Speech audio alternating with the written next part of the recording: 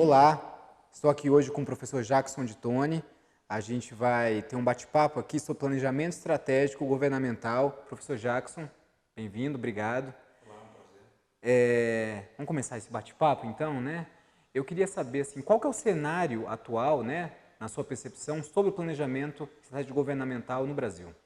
Olha, o planejamento é uma das principais capacidades de governo, né? A gente sabe que para governar exige muito conhecimento, domínio de ferramentas, instrumentos, e o planejamento é aquela capacidade que os governos têm, ou não, de construir liberdade para o seu futuro, ou seja, de realizar a missão do governo, a missão dos gestores, atingir alvos, resolver problemas, enfim, o planejamento é uma capacidade administrativa, operacional, técnica, mas também política. Esse ponto eu acho fundamental. Nós precisamos hoje reinventar o conceito de planejamento no governo, porque ele está muito tecnocratizado, muito burocratizado, muito engessado, e ele acaba sendo um instrumento que não serve para tomada de decisão, não serve para governar. Quando o senhor fala de planejamento governamental estratégico, o senhor está falando mais sobre planejamento voltado à concepção e execução de políticas públicas, ou poderia também ser o planejamento estratégico administrativo, vamos dizer assim, dentro dos órgãos de missão pública direta? Olha, o planejamento, ele, em primeiro lugar, tem que ser visto como uma capacidade de governo. Portanto, Perfeito. ele é um atributo universal. Ele pode ser aplicado numa secretaria dentro de um ministério, no governo como um todo, num projeto específico. O que eu acho essencial é começar essa conversa dizendo que o planejamento estratégico de governo, ou seja, aquele capaz de resolver grandes problemas e de coordenação no governo, e uma visão de todo, esse é especialmente o foco da atenção, porque esse se perdeu no Brasil. Nós tivemos durante muitos anos uma tradição de planejamento econômico, que veio lá dos anos 60, dos anos 70, com planos de desenvolvimento. Esses planos eram feitos de forma centralizada, junto à presidência da República. Isso construiu uma tradição que a gente chama de economicista, ou muito determinista do ponto de vista econômico. Isso se perdeu nos anos 80, os anos 90 retomou essa tradição através do movimento gerencial, que transformou o planejamento mais no uso de ferramentas para atingir eficiência e obter resultados em projetos. No final dos anos 90, houve uma grande transformação, especialmente a partir do planejamento localizado no PPA, o Plano Plurianual. Houve uma mudança muito importante de metodologia, de objetivos, de sistemática, o governo ganhou mais protagonismo e de lá para cá a gente vem melhorando. Mas veja bem, a gente fez até hoje no Brasil 7 planos plurianuais. E a pergunta que eu acho que tem que ser feita é: qual é o legado disso? O que isso melhorou na qualidade da decisão pública, na assertividade dos programas de governo, nos processos eleitorais? Ajudou a democracia ou não? Nos tornamos um país mais desigual ou não, por conta da virtude ou não do planejamento de governo? Eu acho muito questionável. Eu acho que o planejamento hoje ele faliu do ponto de vista estratégico como um instrumento de participação, tomada de decisão e enfrentamento de problemas complexos. Ele não serve mais para isso. Eu vou pegar esse gancho que o senhor falou, né, sobre o PPA. E eu estava lendo algumas coisas até que o senhor produziu antes de vir aqui, e eu achei muito interessante essa visão, né, da falência do planejamento, né, enquanto atrelado ao PPA. Eu vou um pouquinho além nessa provocação que eu vou fazer agora. Vamos pegar os outros instrumentos de planejamento orçamentário, mas seriam mais amplos, como a LDO e LOA. E a minha pergunta é, assim, se a gente pega, até em sede do que me é mais confortável, aqui vamos falar um pouquinho sobre compras públicas.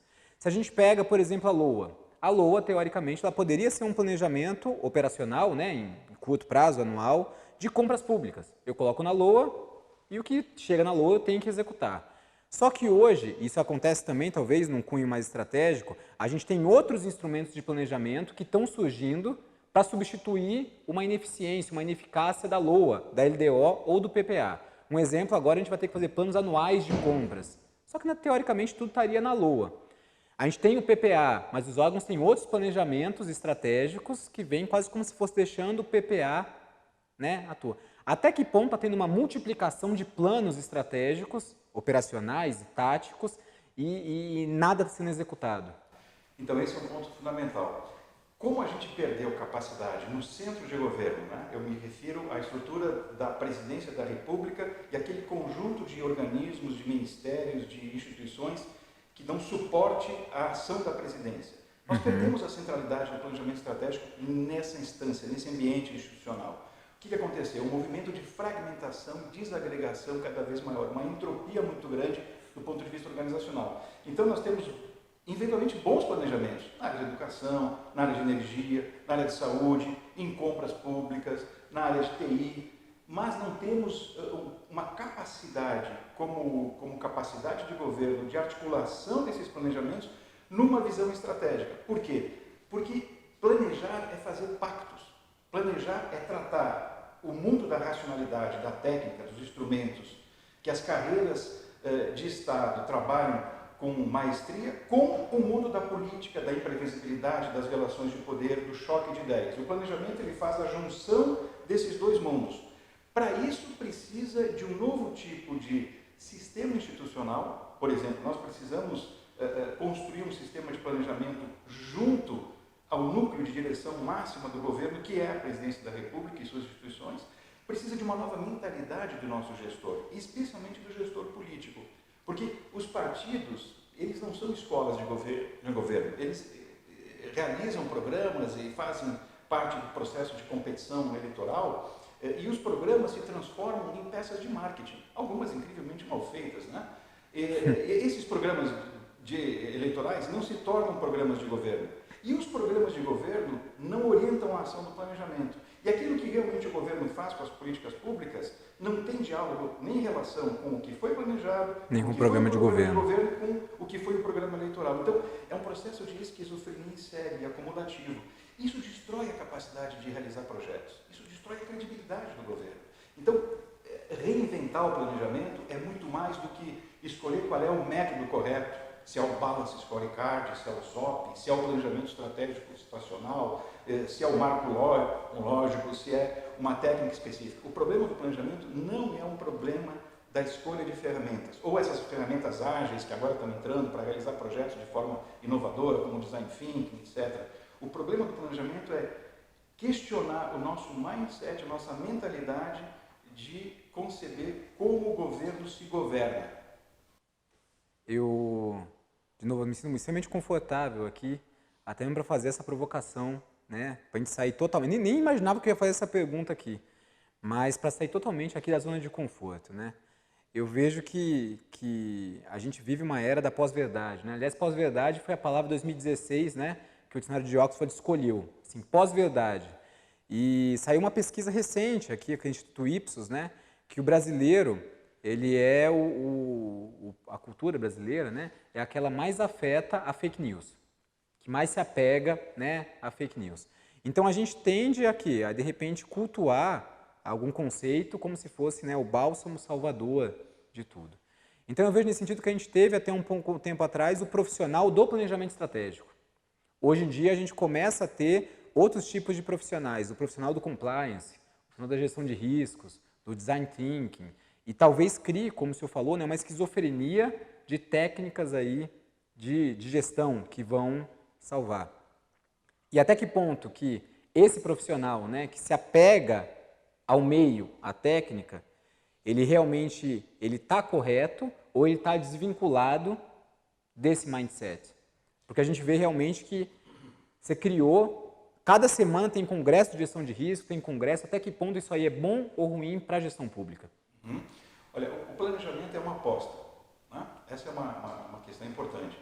O ato de planejar não é um ato de impor uma solução a partir de uma visão técnica sobre um problema da sociedade. Não, o planejamento é um processo de pactuação entre visões divergentes, entre visões de mundo, de Estado, de governança, que precisam chegar a um acordo sobre uma visão de futuro e estabelecer os meios para isso. Nós temos, pela nossa tradição autoritária, vertical, estadocêntrica, que vem lá dos anos 50, dos anos 60, uma visão de planejamento que é muito burocrática nesse sentido, como se fosse uma imposição do Estado sobre a sociedade. E não é. Na verdade, o planejamento efetivo, que dá certo, é aquele que tem a capacidade de criar instâncias de concertação, de pactuação entre Estado e sociedade e entre os atores políticos. Veja bem, isso exige três coisas. Autoridade política, então o planejamento estratégico só dá certo quando tem patrocínio. Sim. E vem lá da Presidência da República, do ministro, do governador, do prefeito. Um prefeito, por exemplo, não pode encomendar um planejamento estratégico para a sua equipe técnica. Ele tem que participar porque a visão dele influencia o resultado do plano. Segundo, precisa de técnicas e ferramentas avançadas que capturem essa dinâmica da técnica e da política, joguem a política para dentro do planejamento. Eu não me refiro à política partidária, eu me refiro a relações de poder, visões diferentes sobre como resolver problemas comuns na sociedade. E, em terceiro lugar, tem que ter uma instituição que faça isso. Tem que ter carreiras bem treinadas, bem remuneradas, eficientes, que tenham diálogo com a sociedade, que não se encastelem nos gabinetes de Brasília, que tenham uma relação permanente com a sociedade. Nós temos hoje inúmeras ferramentas. E essas ferramentas elas precisam ser cada vez mais aprimoradas. Eu gosto da visão que o senhor tem, né, sobre esse aspecto, né, de uma arena política enquanto conformação do planejamento em si. E aí, pensando nesse senso de jogo, né, dos diversos atores nessa arena de conformação, como que, de repente, os vícios patrimonialistas, né, que estão aí minimamente desde o Brasil colônia e que não foram expurgados nem pela reforma das Pianas de Getúlio Vargas e nem por Bresci Pereira, né, que residem até hoje e que conformam muito, desde a política de convênios até outras coisas, como lidar efetivamente com o tecnicismo, ainda que numa arena política, do planejamento estratégico, com esse vício patrimonialista que nos é tão caro?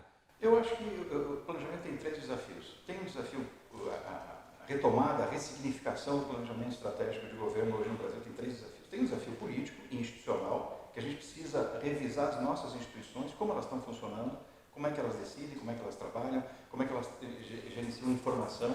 Começa com o Ministério do Planejamento, mas vai para todas as unidades de planejamento em cada ministério.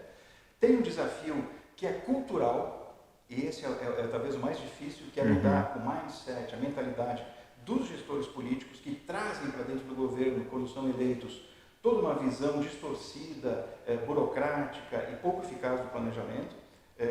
E tem também um desafio cognitivo e epistemológico, que é muito complexo também. A gente precisa de um novo tipo de servidor, de uma nova formação. O servidor que trabalha com isso precisa saber tratar com problemas complexos, precisa saber trabalhar com cenários, precisa fazer análise de atores para estabelecer as relações de poder. O plano não é neutro, os diagnósticos não são neutros, eles têm assinatura. Quem explica um problema explica se posicionando sobre ele na própria explicação do problema. Então, questões muito sérias no Brasil, como a crise hídrica, o problema do apagão logístico, o problema dos transportes, ou a desigualdade social, que ainda é muito grande no Brasil, são questões complexas. A posição do Brasil nas cadeias globais de valor, isso se faz também com hierarquia, com seletividade. Não dá para ter, por exemplo, um plano plurianual, o de 2004 e 2008, tinha 4.000 ações. O de 2012 e 2015 tinha mais de 400 objetivos.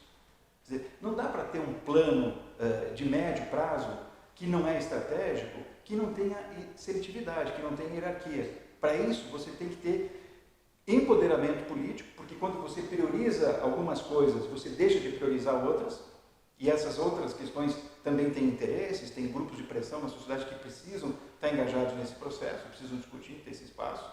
Então, tem uma série de habilidades que eu acho que o grande problema é esse. Você perguntou como resolver o tecnicismo. Começa, e eu acho que a INAP e outras escolas de governo têm esse papel, mudando a natureza da formação das carreiras de Estado, incluindo essas disciplinas de pensamento complexo, cenários, análise de atores, funcionamento do Estado, projeto de desenvolvimento, ferramentas de inovação em planejamento estratégico, não ficar só, não achar só que colocar um monte de post-its na parede resolve o problema, é muito mais complexo que isso. Né? Ou um curso de 400 horas também de formação, é muito pouco. Né? O senhor está falando bastante, praticamente, de planejamento estratégico, está falando do cunho executório do Estado, né? E o que a gente vê, né, na minha opinião, a gente teve uma lacuna, né, da gestão executória do Estado enquanto planejamento, enquanto atuação nos últimos anos. E isso, de certa forma, seja em aspectos até normativos, né, quando pode. E está sendo suplantado isso aí, às vezes, por outros poderes, né? Você tem hoje os tribunais de contas, né, que estão suplantando um aspecto normativo que às vezes extrapolam, inclusive, as suas competências legais. Só que eles, né, esses tribunais de contas, eles criam acórdãos, criam algumas coisas e passam a ser verdade, né? E até se valendo um pouquinho, né, talvez aí de uma área que também seja mais afeta, Se a gente pega, para Foucault, né, que fala assim, eles acabam criando uma verdade e têm o poder da verdade. Como que o senhor vê os outros poderes, né, judiciário, legislativo, tudo, nessa conformação do modelo atual, falho talvez, de planejamento estratégico governamental? Olha, uma das questões fundamentais do planejamento estratégico é a capacidade de projetar o futuro, de criar uma visão de futuro. Né? E a gente faz cenários exatamente para evitar o pior cenário. Não faz cenário só porque é um diletantismo, etc. No Brasil, isso foi tentado várias vezes. Nós tivemos o Plano Brasil 2020, foi feito em 1998 pelo embaixador Sandenberg, ainda na gestão do presidente Fernando Henrique Cardoso. E em 2004 tivemos o Brasil em 3 tempos, na primeira gestão do presidente Lula. Depois tivemos em 2010 o Brasil em 2022 e agora temos uma iniciativa de projetos de desenvolvimento. Isso precisa envolver os poderes, não pode ser só uma tarefa do executivo, tem que envolver o legislativo e o judiciário. Então esse é um elemento importante. O outro elemento que você colocou, que eu acho muito importante, é essa capacidade de diálogo. Nós temos que retomar a capacidade de diálogo, de interagir com o contraditório, de ter autoridade no planejamento. Então tem que sair da zona de conforto dos técnicos, né, daqueles ferramentas e instrumentos, e tentar dialogar com as ferramentas de planejamento, instrumentos, metodologias, procedimentos e com o protagonismo de outros atores políticos, entre eles o Congresso e o Judiciário. Mas eu repito de novo, para isso a gente precisa de uma revolução na mentalidade dos dirigentes dos 3 poderes, porque isso é pré-condição para entender o planejamento como um ato de liberdade, de diálogo, de concertação, de pactuação e não como uma imposição tecnocrática da burocracia governamental do Executivo. Bom, assim, para a gente concluir esse bate-papo, eu tenho uma última provocação aqui, que é, a gente vê hoje em dia, né, os aspectos de corrupção do Estado muito em pauta, né? Lava Jato, aliás, nos últimos anos a gente tem isso aí como uma agenda permanente. Até que ponto, né, os esforços de planejamento e de gestão pública como um todo, eles acabam se voltando muito mais a tentar mitigar os aspectos de corrupção, né, o aspecto doloso, e estão olvidando, estão esquecendo os aspectos de má gestão pública. Essa é a última questionamento que eu tenho. Eu acho que o planejamento não é panaceia para todos os problemas, né? Ele é apenas, talvez, a mais importante, ou a mais complexa, ou a principal, aquela que organiza as demais capacidades. Mas eu acho fundamental, sem planejamento, problemas de coordenação vão continuar existindo. A gente pega, por exemplo, problemas complexos, projetos do PAC, fazer uma estrada, uma hidrelétrica, isso envolve uma multidão de fatores imprevisíveis, de interesses e tal. Então o planejamento serve para isso. O planejamento, ele ocupa um espaço de organização que, caso não seja ocupado pela gestão pública, vai ser ocupado pelos órgãos de controle, aquela sua pergunta anterior. Né? A má gestão tem tudo a ver com a falta de planejamento. Eu diria que são quase coisas equivalentes. A gente pode avaliar um governo pelos problemas que ele escolhe para resolver e pela sua capacidade de planejamento. E nós temos no Brasil hoje um grande déficit, não só de implementação de políticas públicas, mas de elaboração de projetos. A questão é, o planejamento é mais do que uma lista de obras prioritárias com acompanhamento do orçamento. O planejamento é uma mentalidade de construir liberdade numa pactuação entre governo e sociedade, ganho de eficiência, efetividade e eficácia, porque ele organiza os projetos, e solução dos problemas de coordenação. Porque hoje nós temos um arquipélago de ministérios, de instituições públicas, num ambiente de completa cacofonia política, onde cada um tem os seus interesses e suas estratégias, e isso produz sobreposição de funções, desperdício de recursos, e evidentemente abre espaço para a corrupção e a má gestão. Professor Jackson, queria agradecer aqui. Eu acho que não há, talvez, tema, na minha visão, né, que seja tão de cunho principiológico até, em certo aspecto, e atual na gestão pública. Eu acho que todas as conversas, todos os debates, eventualmente, eles vão estar circunscritos ao que foi tocado aqui nesses minutos. Então, agradeço. Acho que isso aí gera uma série de insights aí para todos, né, todos que trabalham e labutam na gestão pública. Tá? A todos um abraço. Até a próxima.